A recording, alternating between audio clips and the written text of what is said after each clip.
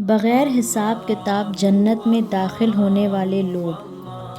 حضرت اسماء رضی اللہ عنہا کہتی ہیں، میں نے حضور صلی اللہ علیہ وسلم سے سنا کہ قیامت کے دن سارے آدمی ایک جگہ جمع ہوں گے اور فرشتہ جو بھی آواز دے گا سب کو سنائی دے گی۔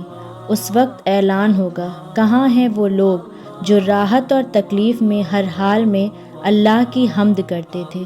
یہ سن کر ایک جماعت اٹھے گی اور بغیر حساب کتاب کے جنت میں داخل ہو جائے گی۔ پھر اعلان ہوگا، کہاں ہیں وہ لوگ جو راتوں کو عبادت میں مشغول رہتے تھے اور ان کے پہلو بستروں سے دور رہتے تھے۔ پھر ایک جماعت اٹھے گی اور بغیر حساب کتاب کے جنت میں داخل ہو جائے گی۔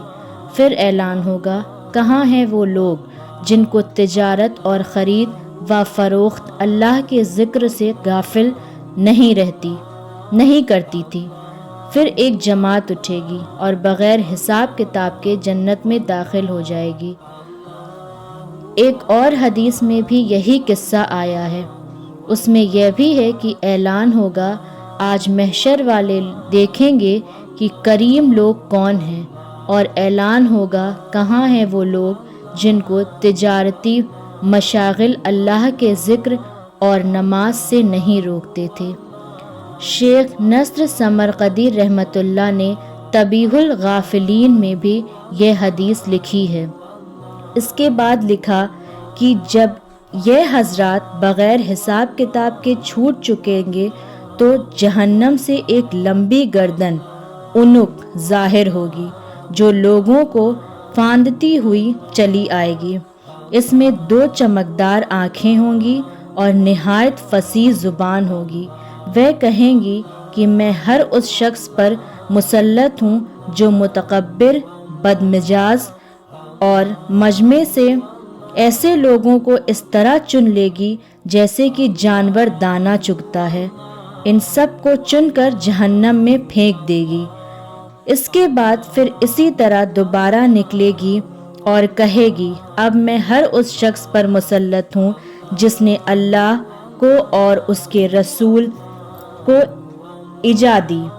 ان لوگوں کو بھی جماعت سے چن کر لے جائے گی۔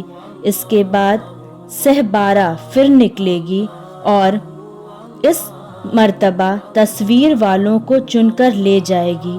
اس کے بعد جب یہ تینوں قسم کے آدمی مجمع سے چھٹ جائیں گے تو حساب کتاب شروع ہوگا۔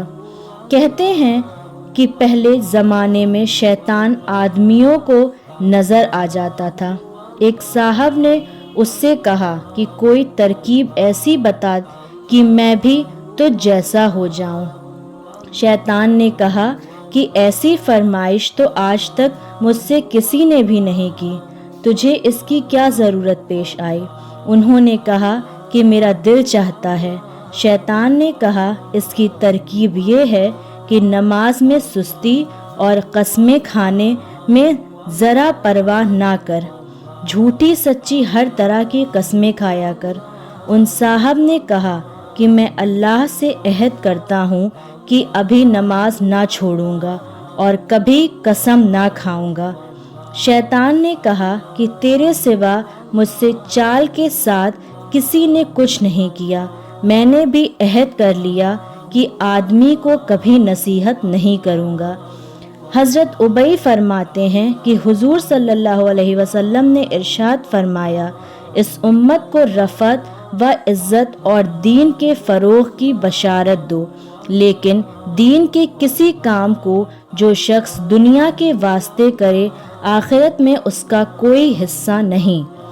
ایک حدیث میں آیا ہے، حضور اقدس صلی اللہ علیہ وسلم ارشاد فرماتے ہیں، میں نے حق تعالی شانہ کی بہترین صورت میں زیارت کی۔ مجھ سے ارشاد ہوا کہ محمد صلی اللہ علیہ وسلم ملائے اعلیٰ والے یعنی فرشتے کس چیز میں جھگڑ رہے ہیں؟ میں نے عرض کیا، مجھے تو علم نہیں۔ تو حق تعالی شانہ نے اپنا دست مبارک میرے سینے پر رکھ دیا، جس کی ٹھنڈک سینے کے اندر تک محسوس ہوئی، اور اس کی برکت سے تمام عالم مجھ پر مشفق ہو گئے۔ پھر مجھ سے ارشاد فرمایا، اب بتاؤ فرشتے کس چیز میں جھگڑ رہے ہیں؟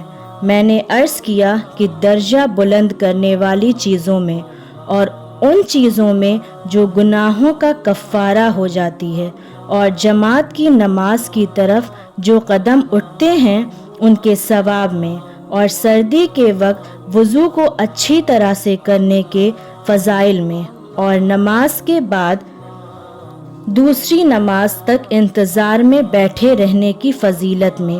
جو شخص ان کا اہتمام کرے گا بہترین حالت میں زندگی گزارے گا اور بہترین حالت میں مرے گا۔ امید کرتی ہوں یہ حدیث آپ کو پسند آئے گی، اور اگر پسند آئی ہو تو میرے چینل کو لائک اینڈ سبسکرائب کریں اور بھی حدیث جاننے کے لیے۔